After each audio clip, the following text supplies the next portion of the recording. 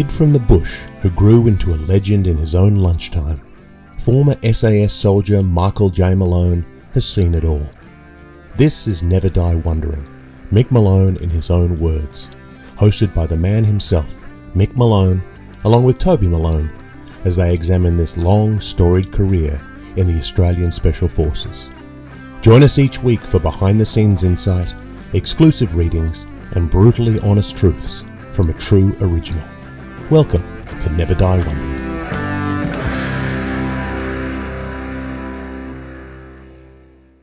Welcome to episode 17 of Never Die Wondering, Mick Malone in his own words, a podcast that explores the life and legend of Michael John Malone, OAM. My name is Toby Malone, Mick's son and co-host of this podcast series, joined by the man whose name is in the title, Mick Malone. G'day, Dad. G'day, mate. Good to see you. Good to see you too. Yeah, it's been an interesting journey getting to this point. I feel as though we're traveling along with you as you're building up into the soldier that you're going to become, and this is a really important chapter because last episode we talked about how you were getting set up in the patrol course, but this next one we're talking about how you finally left Australia for the first time and got up into New Guinea. What was Yep. that? Yeah, so We you went through to the jungle. yeah, so you'd never left Australia, No. uh, and you're only a couple of years away from having made the decision to join the army, and suddenly you're in the jungles of New Guinea. Yeah. Every time I looked around, I thought, this is the view my father would have had. Right, because he served there in the Second World War. The same place in Ley. Yeah, and that was where he was wounded. Yeah. Shot Right, through the shot. right. And yeah, so fairly formative. What did your father think of you going up there to where he'd been? Bob Menzies war. No, no, no. I Um, mean, being in. he was pretty happy. So did He he? uh, he didn't say much about it. He just, you know, that generation never spoke to us very much at all. Yeah, Um, they were too self-absorbed in their own war to worry about other people's. yeah. But he was. So there was no reminiscence of having been there himself when he heard that you were up there for training. No. No, none of that. And so we'll be talking about New Guinea a lot. Obviously, it's known as Papua New Guinea now, but it wasn't then. So we're sort of going with historical designation of New Guinea as the old term New Guinea, in case anyone's hoping to send us a note saying, "Well, why are you calling Papua New Guinea the old name?" But yes, just New Guinea at the time. Hmm. Um, so this is a longer chapter, so maybe we'll just jump straight into it, and then we can discuss afterwards. So, yeah. So today we'll be reading chapter 14 of Two Ranks on the Road, 35 Years of Australian Special Forces Service by Michael J. Malone, OAM, published in 2024 by Imprimatur Books, Perth. This chapter, entitled New Guinea, covers pages 105 to 118 in the print edition. The ebook may have slightly different numbering, so follow along from the beginning of the chapter. As we read, the body of the text will be read by author Mick Malone. Whenever we come across a footnote, we'll pause in the least disruptive way possible, and I will read the footnotes. And now, without further ado, Two Ranks on the Road. Chapter 14, New Guinea, 1968. Long up he stuck. Training was now heading full pelt towards our deployment. All 9 of the infantry battalions did time in the Jungle Training Centre, JTC, at Canungra in Queensland, but we were thrown in the deep end, a 3-month acclimatisation exercise in the jungles and yamas of New Guinea. The infantry blokes went through all sorts of drills and exercises for their work up in Canungra, but we were headed to real jungle, swamps, mountains, the lot. We think we had a better deal somehow. It was my first exposure to tropical heat. Um, we were full of jabs and courses of anti-malarials, Paludin and Dapsone. Haludrin is an anti-malarial, while dapsone is a leprosorial drug that some scientists had decreed to be effective against the malaria carrier, the Anopheles mosquito, which abounded in New Guinea and Vietnam.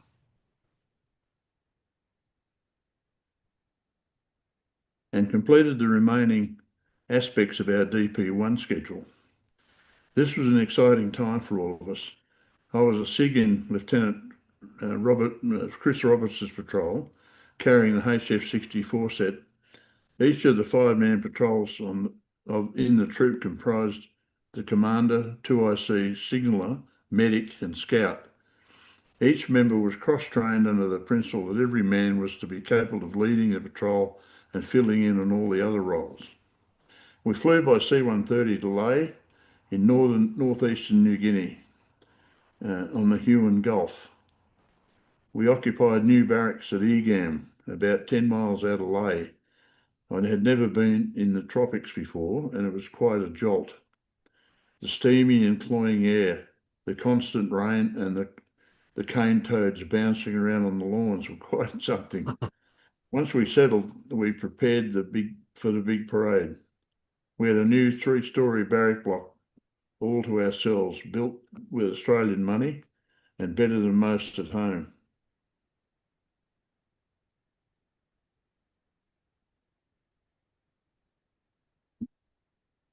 Other barrack blocks were occupied by various New Guinean Defence Force units, such as New Guinea Volunteer Rifles, a detachment of the PIR, and Military Cadet School. The squadron attended the opening ceremony on 20 September 1968 by the Australian Minister for the Army, Philip Lynch. The parade wasn't much fun for us boys from the south. By the end of the march past, we were a serious lather of sweat and as dry as a Methodist picnic. The mess was quite close, and the Diggers Boozer was basically the province of the PIR. So if you wanted to grab, best get to town. It looked like South Pacific Lager was all there was for us beer drinkers, but I'd tasted worse, so it wasn't a big deal. The 152 Signal Squadron, affectionately known as the Screaming Chooks under Mooka Stanton and Father Jackson, soon bought an old car to get back and forth to town. I only travelled in this wreck once, and I'm sure I recall it had no flaw in it, but I could be wrong. The 152 Chooks 3 Squadron were a wild bunch of larrikins, and we were always impressed with their solid mateship and camaraderie. They were our good mates too, and we relied heavily on their sig shack to pick up our feeble Morse. Blokes like Juby Matten had a real talent with a Morse key. He could make it sing and had such a cadence the chooks always knew it was him on the air. Footnote: Comms security would no doubt point out to him that a sophisticated enemy picking him up could track him every time he came up. Me, not so much. I was methodical and non-flashy, which kept the chooks happy. We trained in the close training area, the CTA, for the first 2 weeks to get acclimatised to the tropics, as most of the young blokes had never experienced this sort of oppressive heat. It was the wet season, so it rained every afternoon. Which was most welcome. It was the first time I'd seen large cane toads which abounded there. Stanley Bilborough would catch them, and using Unger, our local laundry bloke's iron, he would iron them out flat and leave them there and to drive Unger mad the next morning. Stanley was full of mischief, coming up with all sorts of nonsense to drive Des and the SSM mad too. We started to shake out in our patrols, doing a bit of compass work and bush procedures, such as track and creek crossings, ambush as imaginary enemy, recce various PIR facilities, and so on.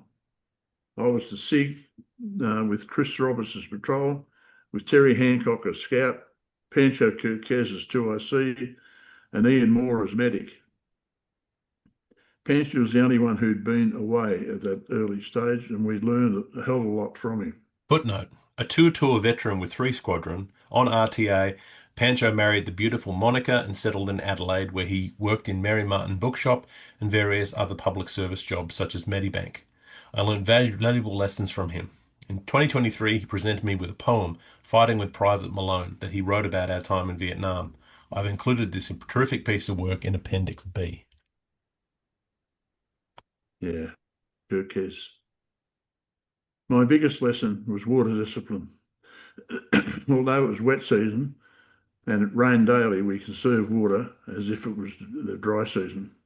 I was most thankful for this lesson when we got to the sharp end. Towards the end of one of our 6-day shakedown patrols, the water was running quite low. At this stage, it hadn't rained for 10 days and the dry season was threatening. We discovered a water hole, mud hole more like, with three pigs wallowing in it. We hunted them out and proceeded to soak up as much muddy water as seeped to the surface. And we each had a millbank filter bag, which we filled with the muddy, stinking water and drained it into a canteen mug. We then added around 4 chlorine tablets to it and waited for them to dissolve. Once the water was purified, we then made a cup of tea on our hexamine stoves. It was fair dinkum the worst thing I'd ever had in my mouth, but it did the job and none of us died. Exfiltrations, exfills, were by truck at a designated time and RV. Back at the barracks, we stripped off our stinking greens and boots and had a much needed shower before the debrief. A few interesting things came out of this debrief, but nothing untoward. We're all still learning, and given our patrol commander was as inexperienced as the rest of us, Pancho held the floor. With his experience on 3 squadrons' first tour, this was quite unusual for Pancho, as you wouldn't normally say shit for sixpence. I learned a lot about signals and antenna theory, given the mountains abounding. A quarter wavelength dipole aerial is always pretty diabolical to erect, and it's not something you can do and remain tactical because hurling a lump of metal up in a tree to get the aerial up is a pretty noisy process. I avoided these sorts of errors as much as I possibly could because bouncing the signal over the headquarters was most likely. You could probably get Swanbourne easier than Lay. So the directional ground wire became the de rigueur. Feedback from the crooks later centred mainly on my shit Morse, which I'm pleased to say improved dramatically by the time we deployed to Vietnam the following year. All the patrols were there at the dinner barbecue, and the mood was one of fun and shaking. We we were a lot of mates and on a similar path, looking forward to what may come next. Reg Beasley moved among us in a more friendly way than usual, while Tony Harley stood back and as did the other officers just watched. The squadron put on a few cartons of SP lager, which was most welcome, and it got revved up, and we got revved up for a night on the town. Ley was a quiet little place on the coast and saw a lot of action in World War II where we'd fought the Japanese to a standstill. Footnote, my father was shot through the shoulder somewhere here. We never saw much of leave in Ley, and when we did, we made the absolute most of it. They had turned the place into an excellent town with Australian aid money. Footnote, remember New Guinea, pre-PNG, was still under Australia's bailiwick as a protectorate, and they had spent a lot of money in the recovery process. There are a few watering holes in town, especially for the moneyed up Australian boys, and we selected the Cecil Hotel, which was a bit rough around the edges. The officers and senior NCOs seemed to gravitate to the TAA club, which was still a bit more salubrious, and any expat girls seemed to end up there. No such luck down at the Cecil, Stanley Bilborough's favourite pub, and we were a bit full by the time we got a taxi back to Wiegam. A heavy night's sleep, and then it was morning. 3 ranks on the road, you blokes, yelled Woofer, who conducted the morning issue of Paladin and Dapsone. Footnote, I might be wrong with this. I'm not sure whether Dapsone was on the scene at the scene at the stage. Hmm. Once Woofer was happy that the entire troop had swallowed their pill, away we went in boots and trousers. out past the PIR Mount Married Quarter and onto the dirt road leading to who knows where. After an hour of this torture, we were back to the barracks to wash up, go to breakfast. Dehydration was setting in for a lot of the blokes, and Kev Logan was busy issuing hydration medication. Thanks, Doc, you were the best.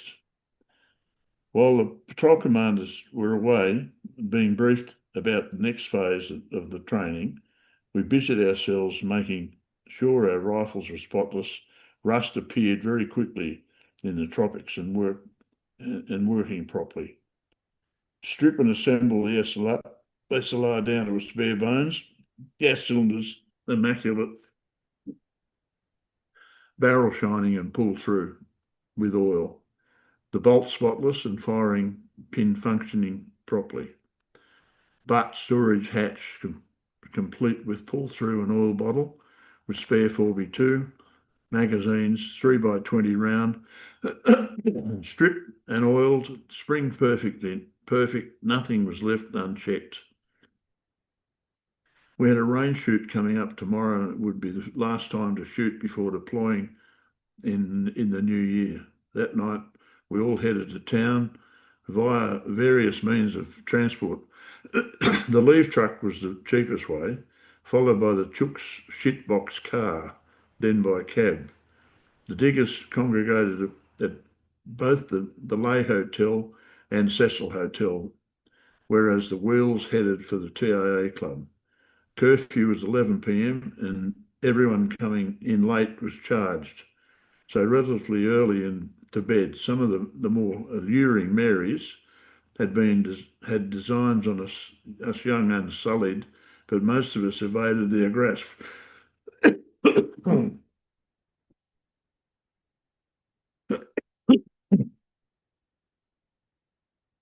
Reveille at 5 a.m. for a quick gallop around the perimeter, ubiquitous pill parade, shower, then breakfast, and on parade at 8 a.m. for a quick brief on the range. We saddled up with full webbing and rifles with full CES. The range was close by, and we marched down the road to. Sorry, mate. Marched down the road to the range gate. One troop was designated butt party and sentries, and we would change over throughout the day. The ammo point issued us with 3 mags worth of ammo, and we moved across the mound to the firing points. L Troop was first on the mound, and J Troop were in the butts, while I Troop were doing some concurrent training at the back of the range, after which they would change over with us. We spent the first half hour zeroing our rifles. It was amazing to see how out of zero the rifle actually was before firing. Before firing on the figure 11 targets which appeared on the butts. We started off on the 300-yard mound. It was quite difficult to hit the target at that range. When it started to rain, it was out with our smock psychological and World War II ground sheets, which neither kept you warm or dry until the ration truck arrived with lunch and hot coffee. Most of us smoked, so it was good to stop for a lung buster, along with a hot box and stewed lunch, grumpy style with bread. Our cooks, Bob Stanley, had learned at the knee of the famous Grumpy Reed. After lunch, L Troop stepped back to be the spare wheel, whilst the butt party came up for lunch, and I Troop became the butt party. After a few more hours of this waltz, we cleared our weapons, had them checked, packed our bongos, and marched back to the lines. There was a weapon cleaning point in the breezeway of the barrack block, and this is where we headed.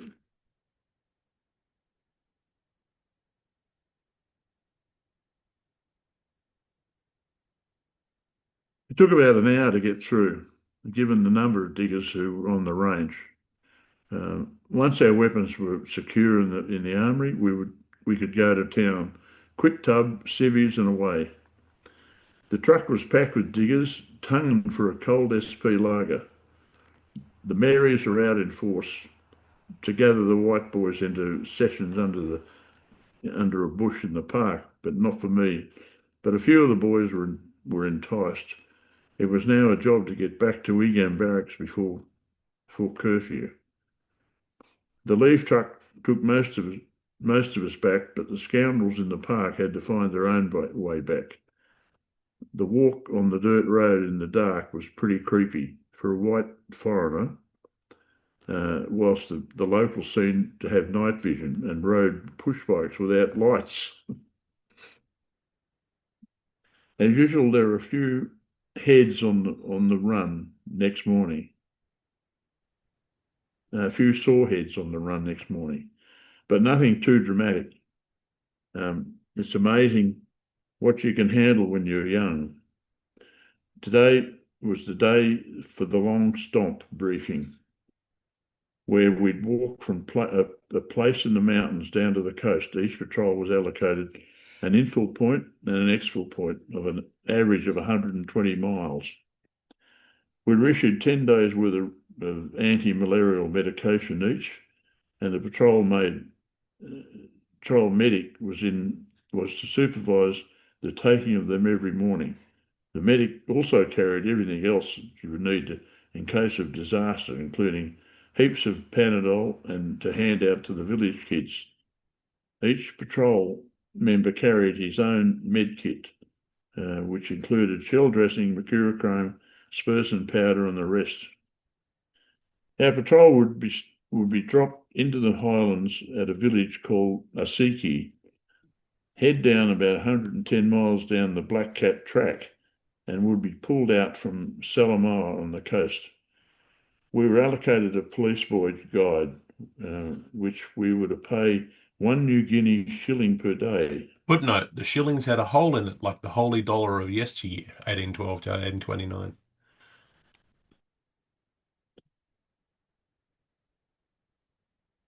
Plus his food and water. Our boy was named John, and I think many of them were.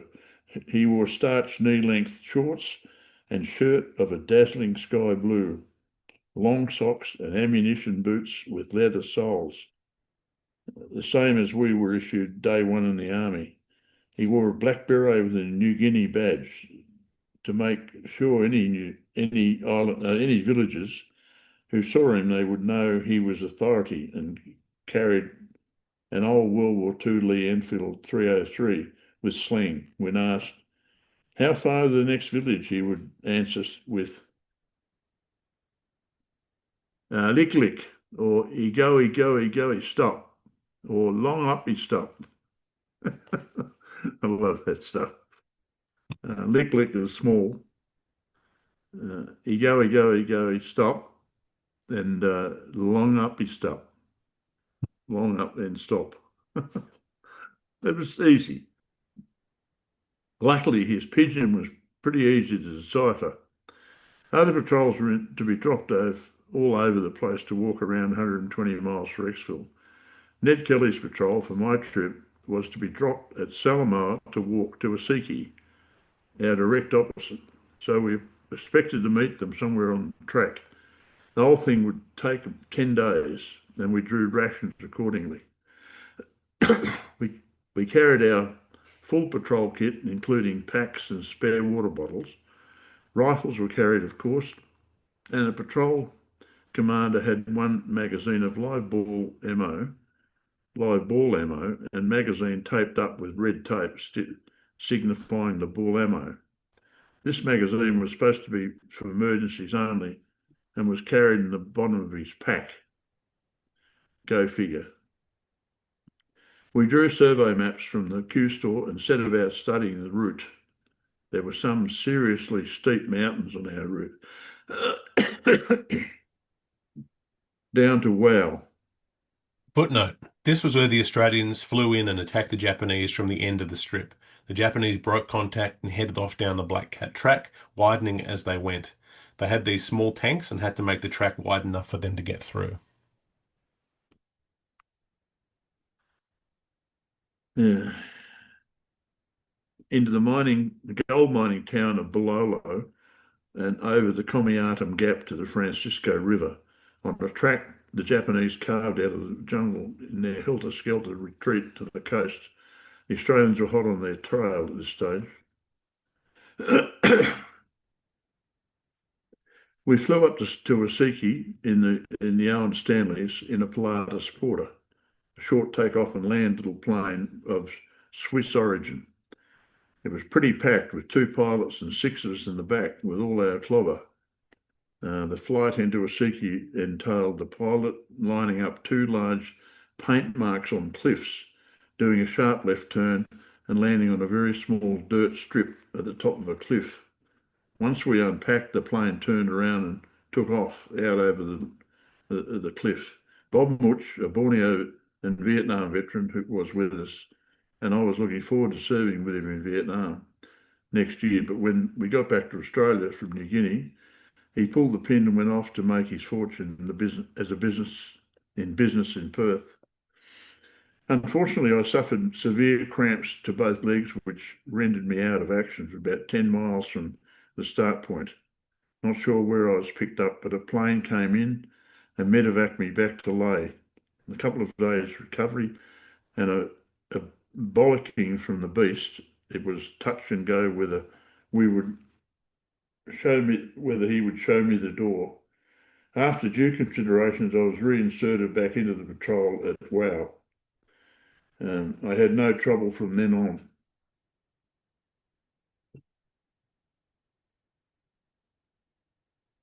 And the patrol kept off my back over the piss poor legs.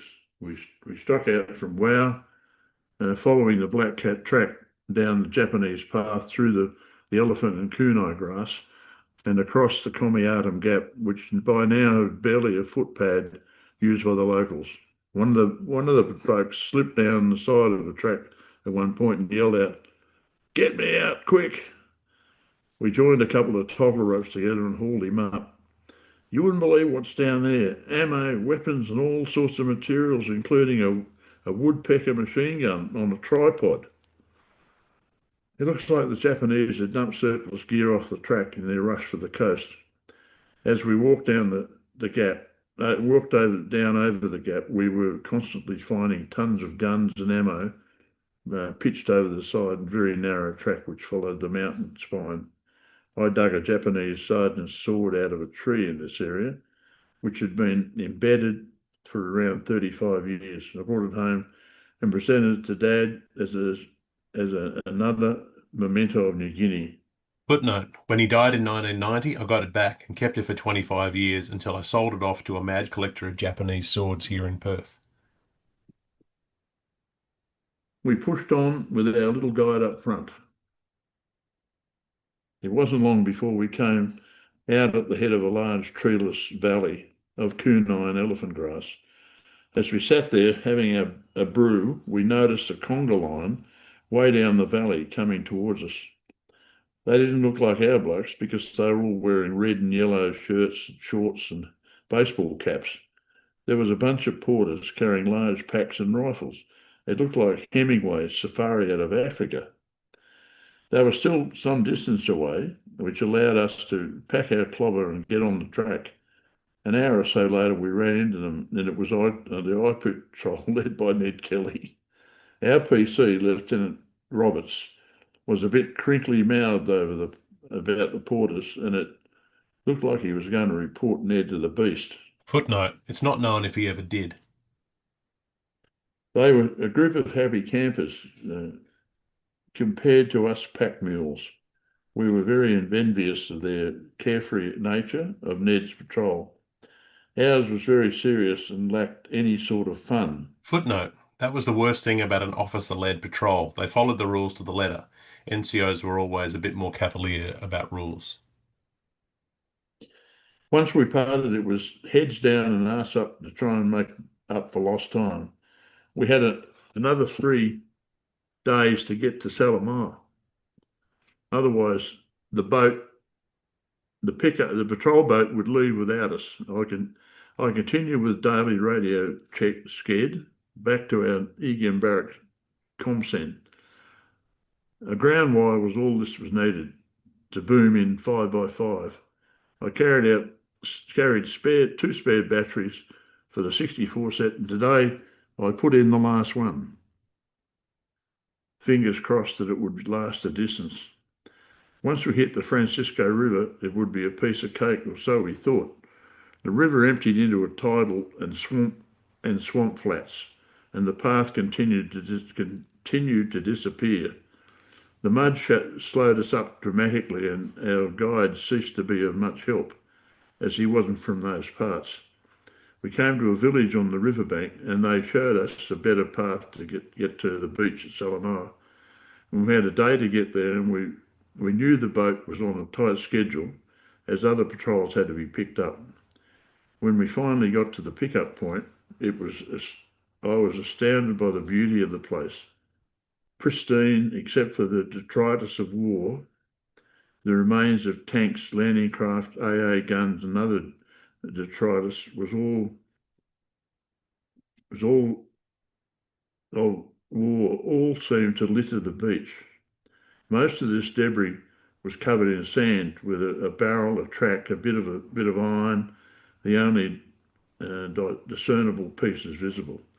It was good to drop our packs and clothing and plunge into the glimmering sea for a bit of a frolic before a gonk under a palm tree.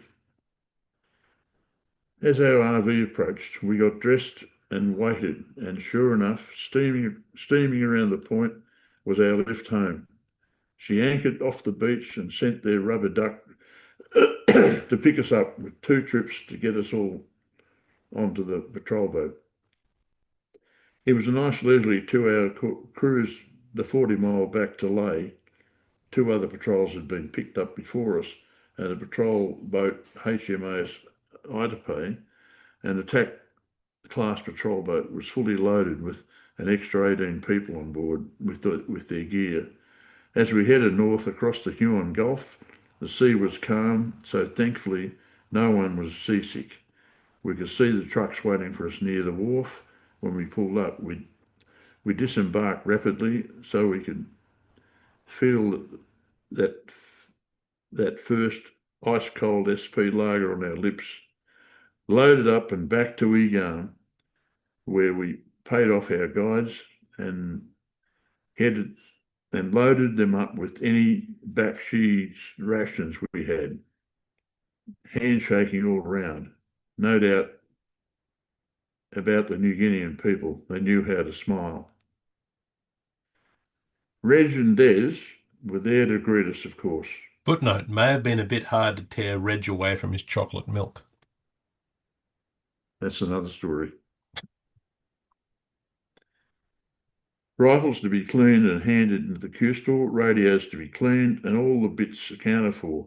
Mooka Stanton and Gino Jansen debriefed us on our comms, with a few snide remarks on the general standard of our Morse, but did admit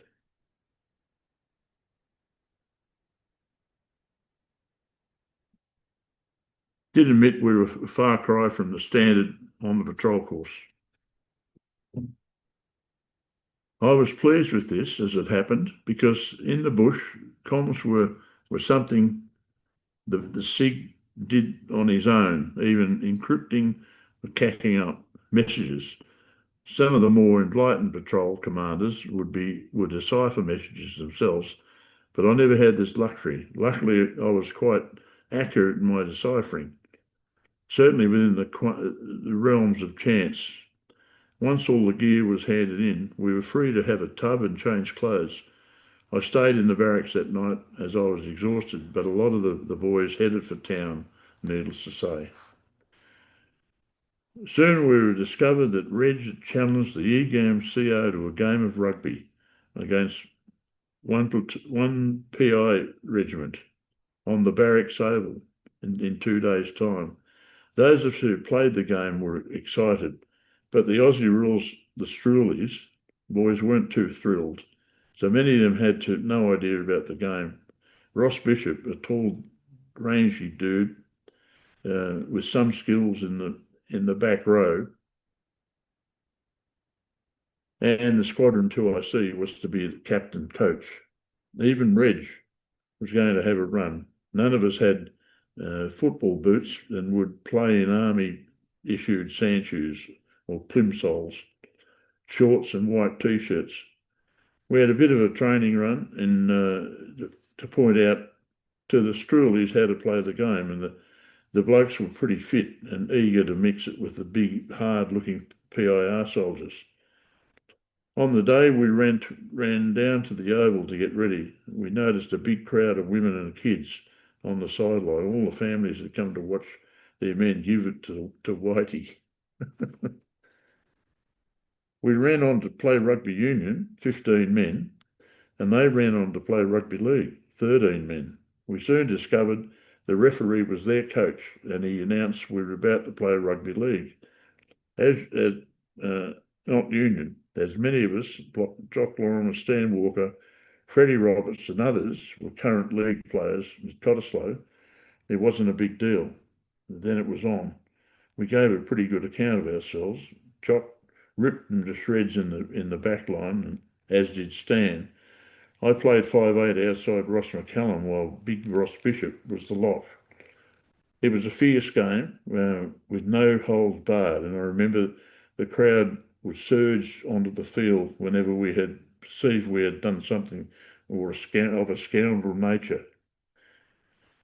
End result, 16 all draw. I remember standing in the Diggers' Boozer with my muddy shoes on, as we all did, and partaking in much consumption of South Pacific lager after the game.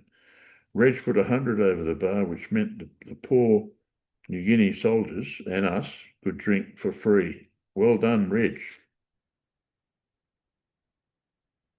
I think it was the first time and last time he stood us a beer.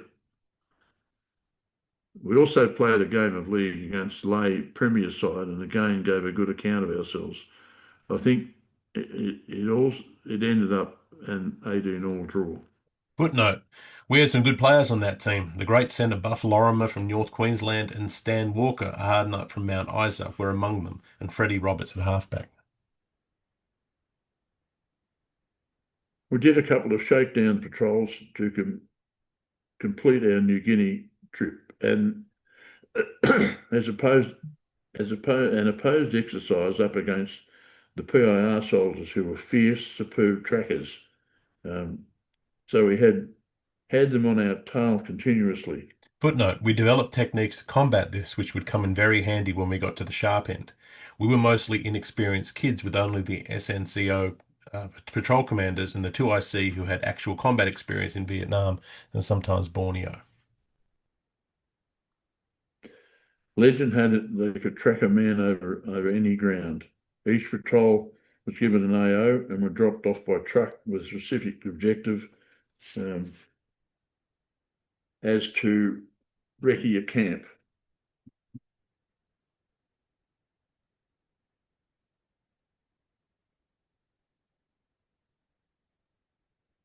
We never knew when the Papua New Guinean boys were on our track, but once they were there, our tail end Charlie, Pancho Kirkez, had detected something behind us and we broke track.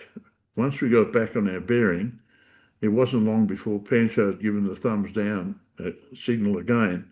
We broke track again and again, but they were like bloodhounds. The silly thing to do was to lay in the only thing to do was to lay in immediate ambush. They were pretty smart though and detected that we had gone to ground, and so it was a standoff. After 30 minutes of this, we picked ourselves up and headed off.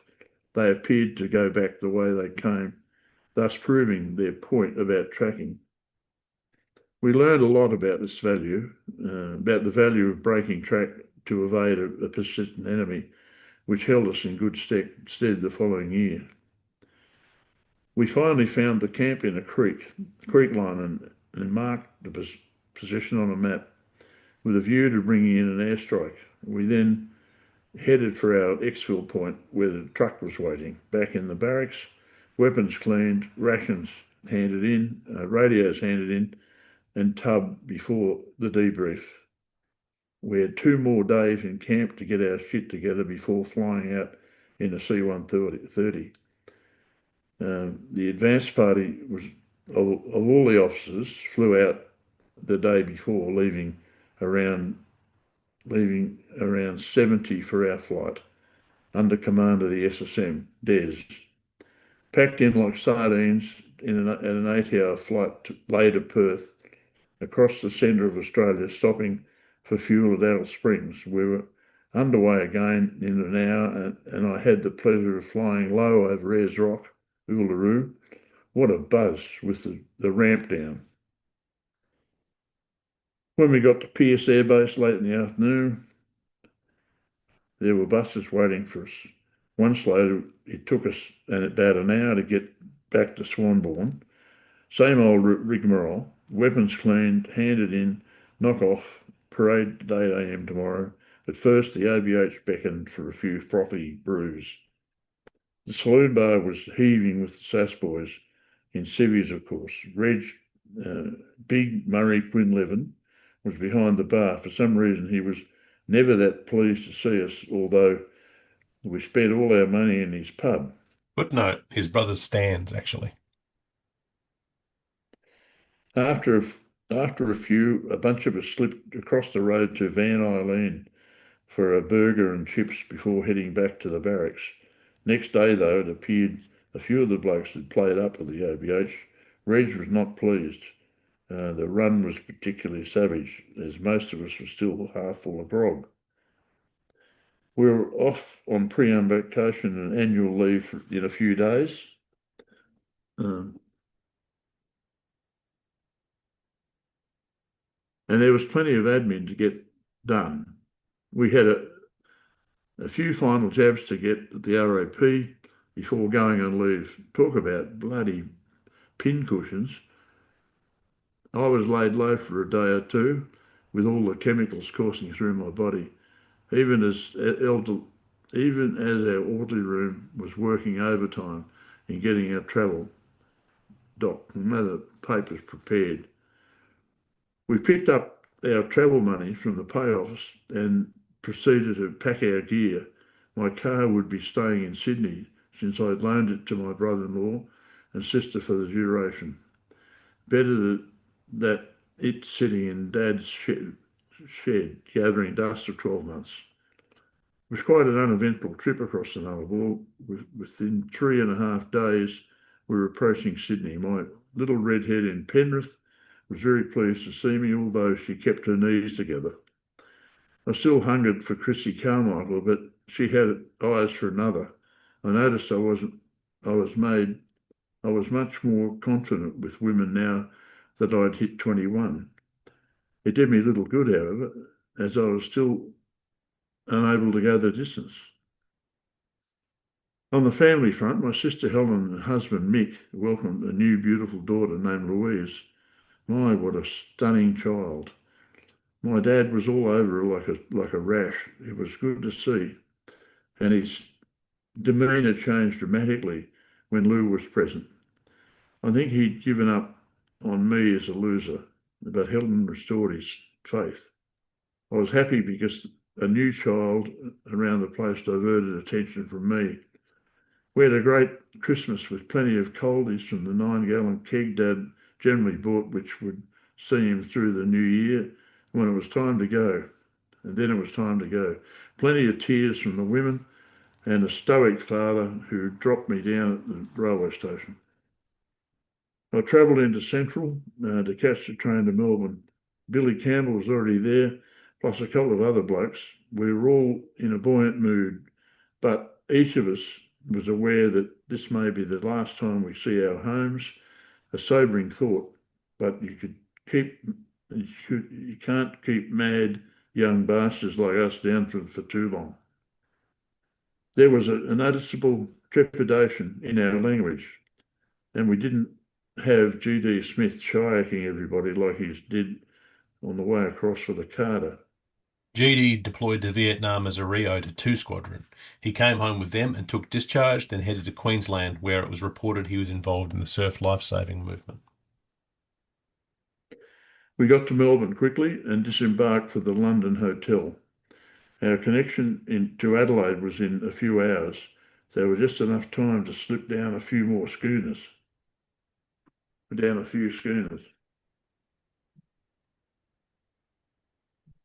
It's a lot of drinking, isn't it? The Adelaide leg was uneventful, but two of our blokes joined us for the Nullarbor leg. We changed trains in Port Augusta and got on the India Pacific, which was very enjoyable, each with a shared sleeper cabin. The dining car was always a buzz, although being on the third sitting was a bit stiff for hungry young soldiers. Then there was the lounge car where the pretty young girls seemed to congregate. A few of the boys were successful in their endeavours, but not me, sadly. The constant motion of the train facilitated great sleep. Mixed with the grog meant a very restful night.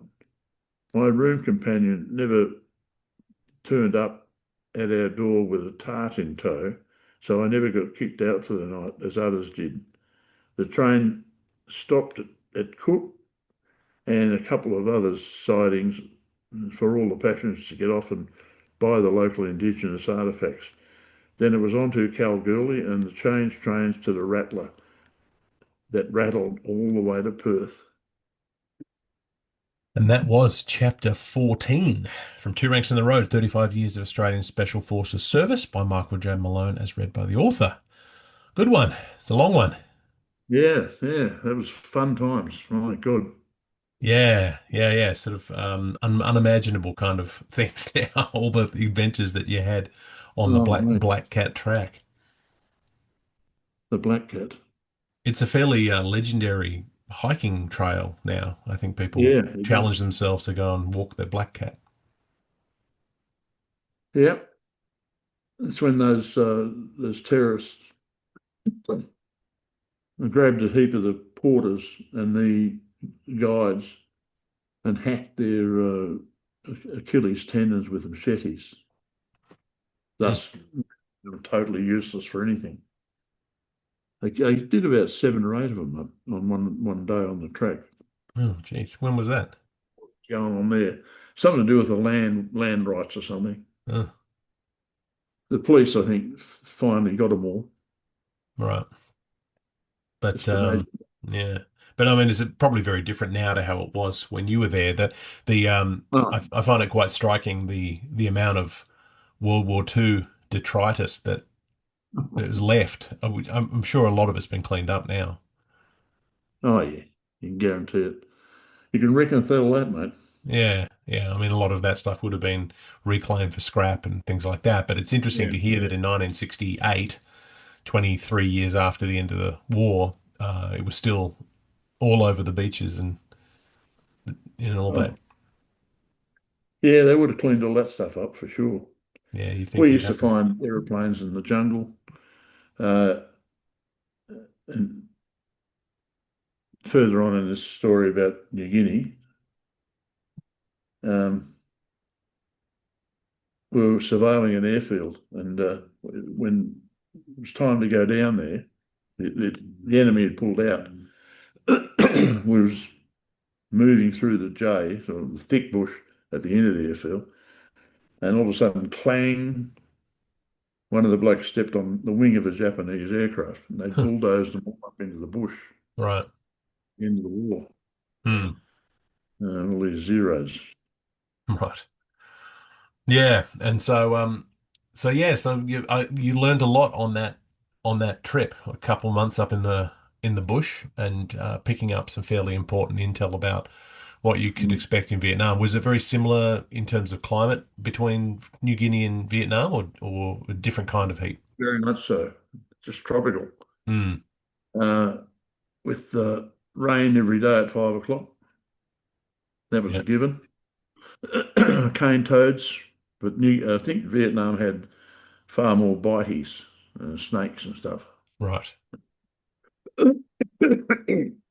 We saw a few pythons in New Guinea, but nothing too dramatic. Yeah, you used Um, to tell stories about the millipedes, oh, foot long millipede. and you'd be climbing up you pull them down on top of yourself. Oh, yeah, Or you gee. told? They were the big fat ones like that, no, that long, Yeah. climbing up and just pull down a nest of them. Oh my God. Nightmare stuff. Yeah. But you were there with your mates, and I mean, aside from the story about Ned Kelly's mob getting their way around I couldn't the believe it. assignment, We were so jealous. they looked like they were on holiday. We were loaded up like mules, and here he was. He had about 6 or 8 porters carrying all their gear, including their rifles. Well, he was always a bit of a rascal. All That on his sticks and yeah, a bloody hat. yeah. I remember meeting Ned Kelly at the 1987 Welcome Home parade that we had in Sydney. Oh, what a man. Yeah, good bloke. He passed away in the last couple of years. Mm. Poor old Yes. Ned. So yeah, lots of incredible stories about that training, and then I love the fact that you ended the a lot of the work by playing football against the locals. And that Yeah. must have been fun. Well, we had a gobby at OBOC. Oh, he's probably said to the boss of the PIR and the boozer, my boys could probably kick your boys' asses. Oh, yeah. Let's see. Yeah, yeah, it's a bit of fun, and There's a photograph in that chapter. there's a good photo. I love this photo of you holding it up to the screen if if you're watching Yeah. the podcast for the video version of you carting the ball up into a ruck, about to get smashed by three Papua New Guinean I did soldiers. too. Got smashed. How, Oh, how did that? I mean, did you playing rugby in the bush and at St Stanislaus prepare you for a game like that, or was this a whole other level? no, just, just my age, young, carefree, um, bulletproof. Yeah, Nothing much worried me. So and we used to give it a run, mate. That was it. yeah. And so how was Game the of rugby, yeah, we'll be in that. what's that? Game of rugby, yeah, we'll be in that. Yeah, of course, of course. Um, yeah, and so there must have been sort of a real culture shock of leaving Australia and then getting up into New Guinea and sampling the nightlife and uh, Oh, all of that. well, I only had what my father used to talk about in New Guinea, but they were in the bush all the time, so there wasn't much to remember. Um, so we'd done a bit of study about Ley and that local area Hmm. dur during World War II. The fact that the 2nd, 13th Battalion was all through there, and that was my father's battalion. Um, so I was pretty pleased to be in the area that he served in, the Hmm. area he was wounded in, and finding that Jap sword in a tree up about 6 feet in the air, as the tree had grown. We dug it out with the K-bars and brought it home. Hmm. I presented it to him one day, and it was a sergeant's sword, one of the ones with metallic handle, not the beautifully woven ones that the Hmm. officers used to carry. But he was pretty wrapped in that, and I got it back when he Hmm. died. Yeah. But he was doing a different kind of soldiering in the bush Oh, yeah. than you were. Platoons. They were in platoons of 30 men. Yeah, and a lot more shooting. Yeah, they had mortars and they had machine guns and all that stuff, you know. Yeah. And it was on for young and old. Yeah, Um, well, the stakes were pretty high. If they didn't stop the progression, then Australia was next. yeah. I really felt for him, when I was up there. I think, oh my God. Then on our second trip to New Guinea, which is later on in the book, we went to Wewak, which is up in the north. Hmm. Uh, I saw the grave of his one of his mates who won a VC. Hmm. Um, uh, Went to the cemetery. Saw his grave and brought Hmm. a photograph home for Dad. He was pretty pleased. Yeah. Uh, No, and that good was a stuff. different sort of tropic. It's like the Indonesians had moved the border marker sort of half a kilometre to the left. and claim a bit more ground. That was always the case. They wanted more ground. Right.